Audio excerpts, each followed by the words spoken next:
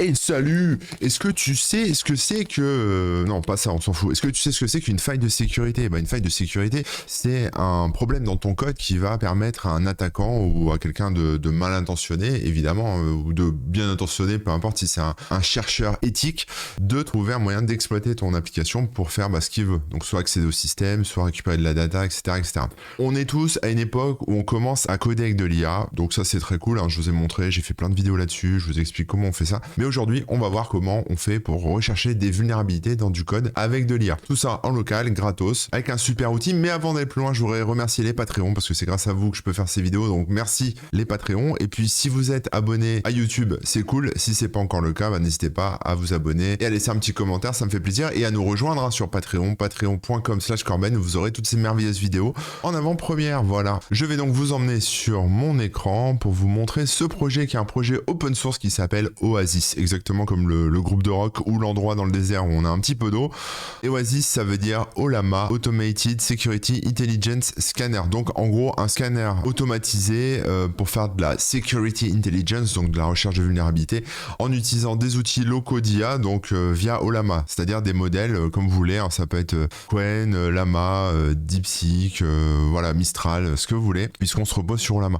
L'outil en fait utilise un système d'embeddings, donc vous lui donnez un dépôt local ou GitHub, ce que vous voulez. Enfin, on va dire, faut récupérer les fichiers quand même sur votre machine, mais vous lui donnez un répertoire dans lequel il y a un dépôt. Et lui va en fait mettre tous les fichiers en cache dans un système d'embeddings pour ensuite pouvoir répéter ses analyses et vous fournir à la fin des rapports, donc au format Markdown, PDF, HTML, de tout ça. Donc on va installer ça ensemble. Ça marche sous Linux, sous macOS, et vous allez voir que c'est très très cool. Donc je vais ouvrir un petit terminal, on va zoomer un petit peu tout ça, je vais me mettre dans mon répertoire download, et la première étape va consister à cloner le dépôt. Donc vous allez ici sur le gros bouton vert et vous cliquez sur le petit bouton copier ici. Voilà, pour copier l'URL d'Oasis ici, voilà, en HTTPS. Et là vous faites un git clone et vous collez l'URL d'Oasis. Ça va récupérer le binaire, très bien. Enfin, le binaire, les sources, pardon. Et maintenant on va installer un outil qui s'appelle Pipix. Alors vous pouvez l'installer de différentes manières, que ce soit sous Windows, sous macOS ou sous Linux, hein, Ubuntu Debian par exemple. Par exemple sous Windows, alors je vous montre, hein, sous Windows vous ferez un pip install --user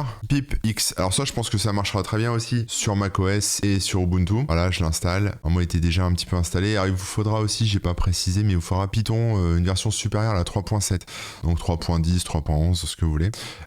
Sous macOS, vous pouvez aussi l'installer en faisant un brew install pipx, tout simplement. Voilà. Alors qu'est-ce que c'est que pipx? En fait pipx c'est comme la commande pip, mais on est un peu plus sécurisé. J'ai fait un article là-dessus, si vous voulez le lire, vous allez sur mon site et vous cherchez Pipix comme pip mais plus sécurisé. Voilà, parce qu'ils ont il y a une couche d'isolement dans l'outil qui permet en fait d'isoler les dépendances et les applications de votre système. Bon voilà, peu importe.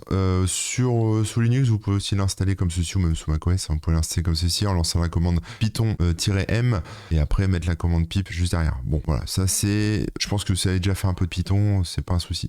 Et ensuite avec la commande Pipix, on va lancer la commande suivante, Pipix ensure pass, qui permet de vérifier que tout est bien installé au bon endroit, qu'il n'y a pas de souci. Voilà, pour l'instant on est bien, on a le binaire pour installer ça. Donc maintenant on va aller dans le répertoire Oasis qu'on a cloné. Je vais faire un petit clear, voilà. Et si c'est la première fois que vous l'installez, on va lancer la commande suivante, Pipix install --editable.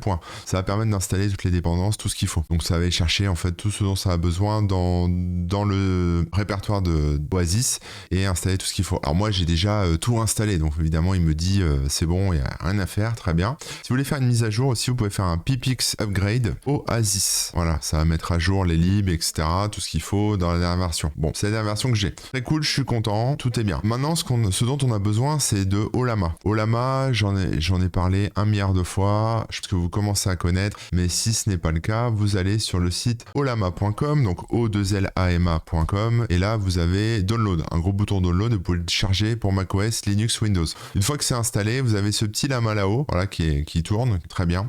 Et ensuite, on peut installer des modèles IA. Donc, vous avez ici la liste des modèles. Donc, par exemple, si je veux installer, je vais prendre le modèle Mistral, par exemple, en version 7B. Je peux choisir ce que je veux. Voilà, là, il y a toutes les versions.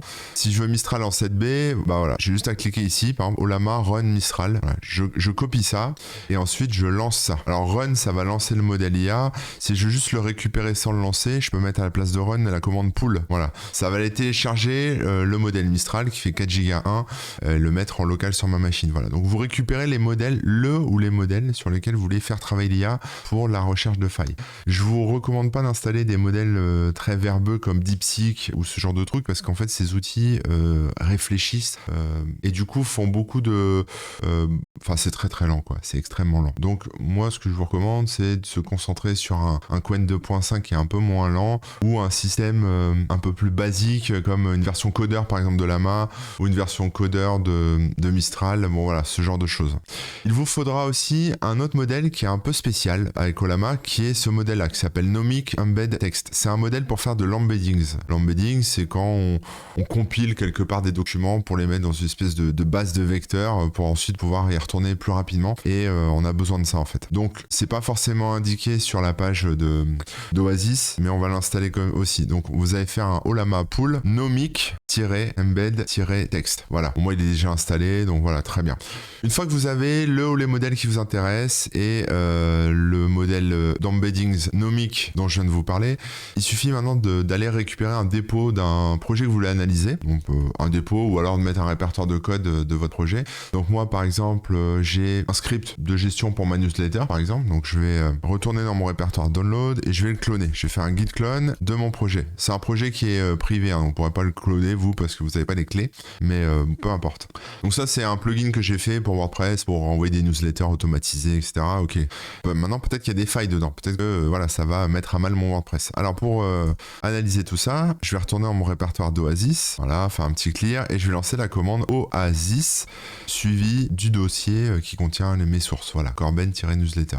Là ça va évidemment appeler le modèle Nomic Embed Text, voilà, et là j'ai les modèles dispo, ce que j'ai installé avec Ollama. Donc vous voyez j'ai plein de modèles, et là je peux choisir ce que je veux. Soit j'en utilise qu'un, donc par exemple Qwen 2.5 ou Mistral, ou voilà. Soit je les utilise tous en tapant All, A2L, soit j'utilise ceux qui m'intéressent. Par exemple, je peux utiliser Qwen et Mistral. Ça va faire plusieurs passes pour chacun des modèles avant de faire le rapport. Bon, on va partir sur Qwen. C'est une version codeur. C'est pas la meilleure, mais voilà, ça suffira pour la démo. Et là, on part dans une analyse qui va générer des embeddings. Voilà. Et ça, là, on a 1344 fichiers. Alors pourquoi? Parce que c'est un peu trop long là. Parce qu'il me scanne un répertoire vendor. Ouais, parce que j'ai synchronisé un peu n'importe quoi sur mon Git, mais comme c'est un projet privé, je m'en fous un peu.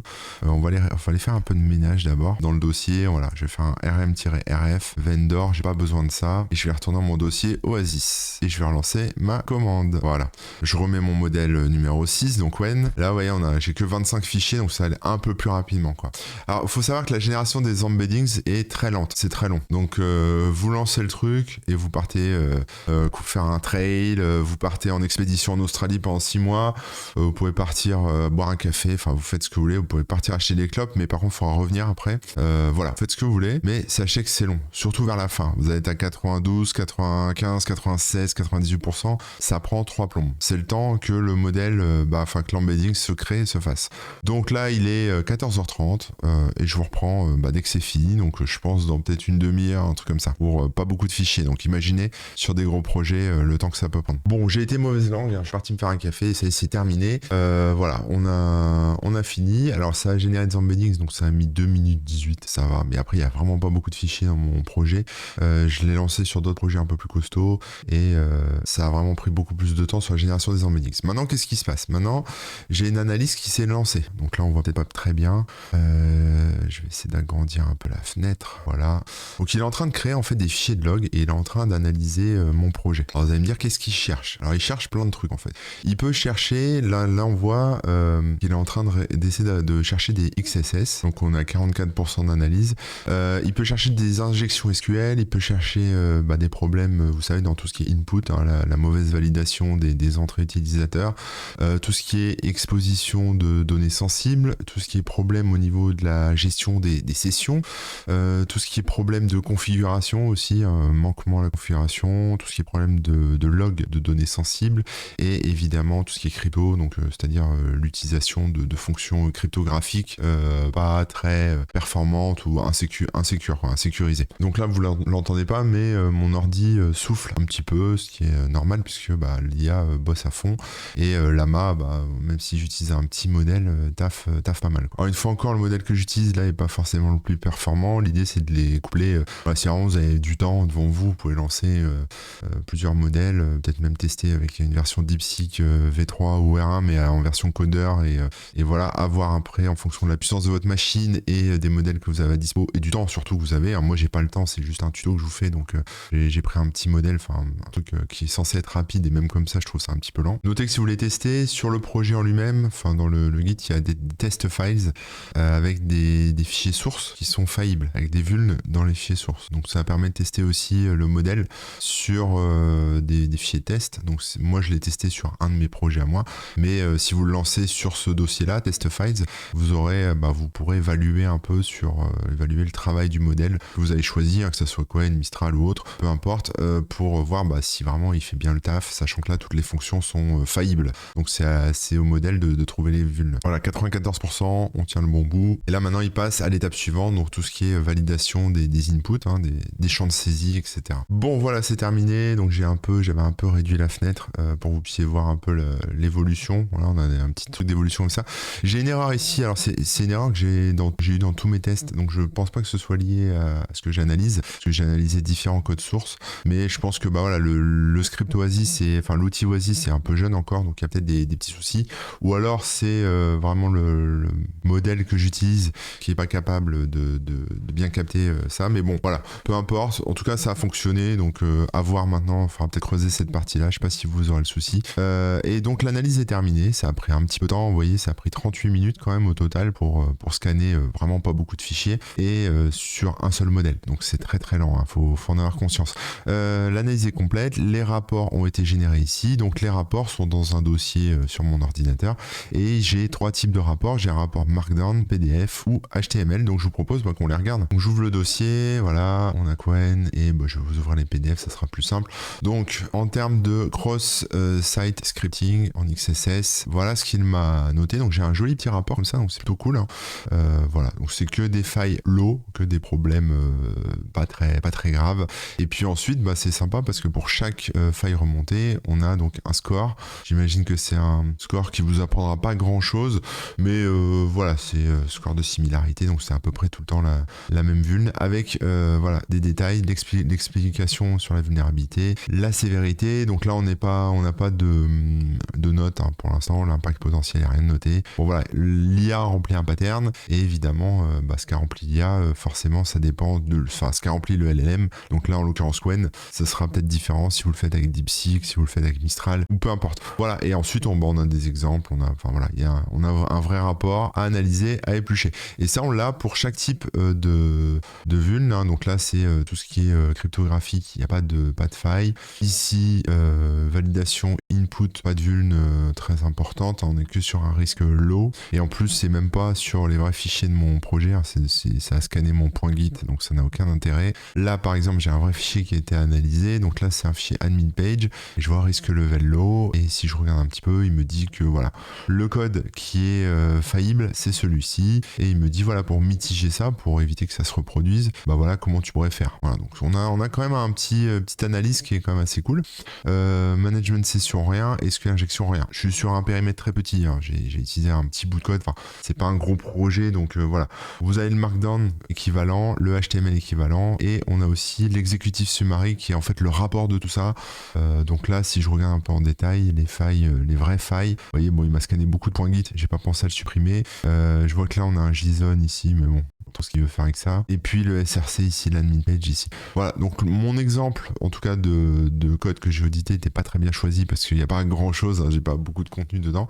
Mais voilà, si vous avez des dépôts un peu plus gros, évidemment ça prendra plus de temps, mais vous aurez comme ça un rapport détaillé avec tout ce qu'il a pu trouver, tout ce que l'IA a pu trouver, ou tout ce que les IA, les LLM ont pu trouver comme vulnérabilité, comme problème de sécurité dans votre code. Voilà, donc j'ai trouvé que c'est plutôt sympa comme projet, parce que ça permet d'avoir un scan sécu rapide, rapide, on va dire gratuit plutôt, plus que rapide.